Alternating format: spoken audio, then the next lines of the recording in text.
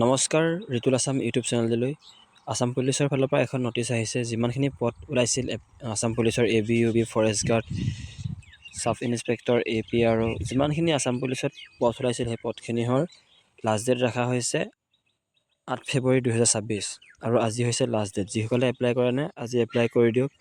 আৰু এটা কথা নটিচখনত জাৰি কৰিছে যে যিসকলে এপ্লাই কৰোঁতে ভুল হৈছিল, কাৰেকশ্যন কৰা এটা ডেট ৰখা হৈছে, নিৰ্ধাৰিত 5 দিনৰ সময় দিছে, য'ত নেকি 9 তাৰিখৰ পৰা 13 তাৰিখৰ ভিতৰত আপোনালোকে সেই কাৰেকশ্যনখিনি কৰি ল'ব পাৰিব।